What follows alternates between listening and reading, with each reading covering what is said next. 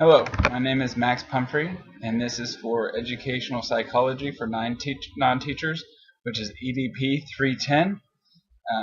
This is Lesson 5, my assessment of learners and my observation of a class watching another instructor perform an assessment during their instruction. Mine is entitled Yoga, Necessary Assessment for Success.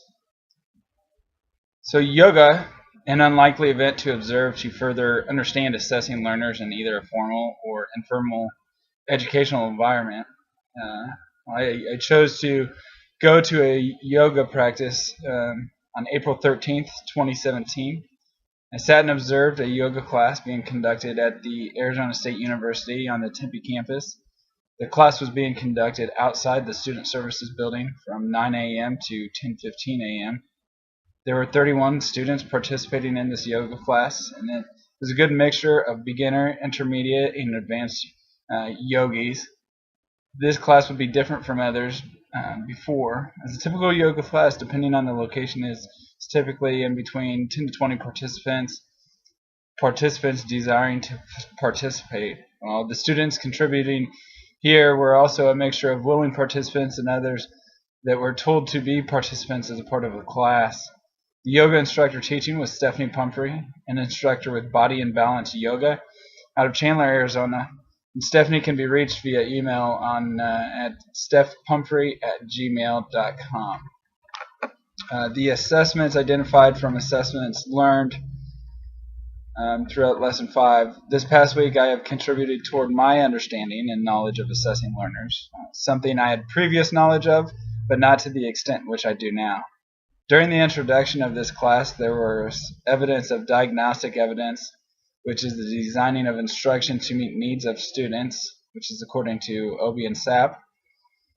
Stephanie began by introducing herself, what her goal for the class was, which is her intentions, and asking the class if there were any members that had or have injuries that could hinder their performance, better providing her with the needs of her learners.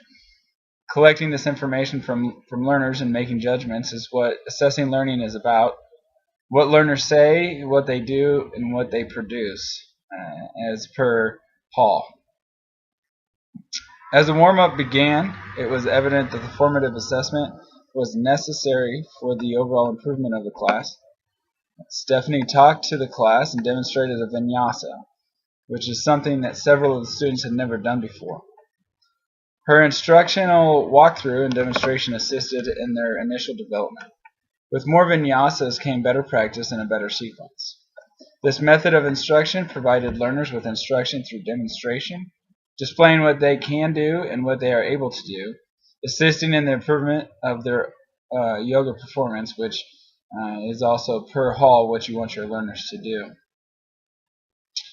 As the fire position in her class began, which the fire position is being the main body of the class. So you start with your warm up, then you move into the fire, and then you move into the conclusion and the final, which is your shavasana.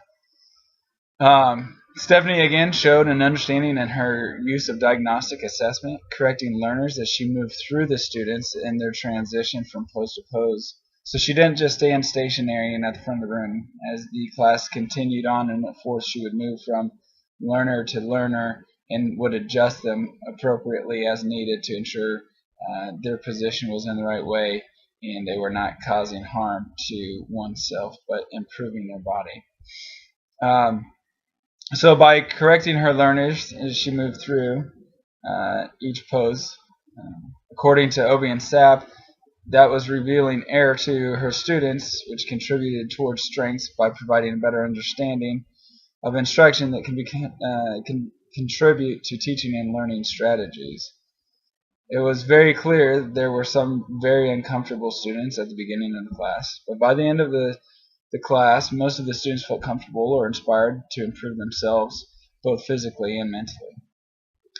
And an assessment of Stephanie's instruction was that, having never partaken in one of Stephanie's yoga classes, and I personally have very little interest in yoga myself.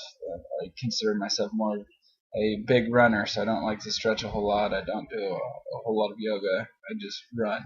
So my expectations for the class were kind of middle of the road. I believed that she was an exceptional instructor and had the knowledge that she truly loved teaching and coaching eager minds to become the best version of themselves. Having spent most of my educational development days in a traditional classroom environment, assessment to me was much different than what I had witnessed throughout her class and the assessments she had made of her students. The way she taught her class and the assessments she had made during had matched perfectly to the lesson she was teaching. There is no room for summative tests in yoga or in most non-traditional forms of teaching, so it was great to see there were no forms of exams or testing. Additionally, one could not teach to the test in yoga, which is a frequent problem in many traditional settings today, according to Hall. She did, however, teach utilizing both diagnostic assessment and formative assessment, assessments that are conducive to the improvement of learners. Knowing her audience and having a knowledge that many of the learners or runners traditionally have a very tight hip area that needs stretch. She took this knowledge and began placing learners into a sequence to facilitate the opening of hips of several participants. Although there were learners unable to conduct these poses, Stephanie walked up to these students and provided them with alternative positions that would be more conducive to the learner and their stretching. This clearly showed her understanding of the many diverse purposes of assessment, which coincides with Hall.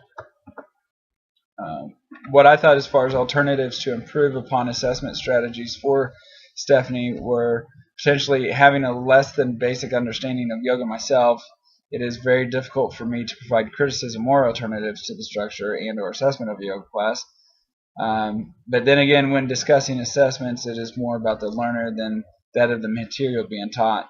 So thinking more clearly about it, having had the realization that I may be able to provide a better understanding through my own assessments could contribute toward the improvement of others. A recommendation that I would potentially suggest to the overall betterment of a larger class, such as this one, would be to address each student as they enter the classroom, placing them by skill level accordingly throughout the space being utilized. The more proficient learners could be toward the back, while the less proficient be consolidated toward the front, and this would be a diagnostic approach, better facilitating to the instruction of those learners and contributive toward ease of flow and movement throughout all learners to promote success. That's more talking about as Stephanie herself would move from person to person to assist in their adjustments. It was a great class overall, one that most of the students thoroughly enjoyed and contributed toward the improved mental focus and preparation for upcoming finals, as yoga is a lot about the mind and breathing and self-control. So overall, I thought it was extremely beneficial for these students. They had fun with it. They enjoyed it, and Stephanie did a great job overall assessing her learners as she walked them through the class. I hope you find this video useful, and best of luck in your journeys.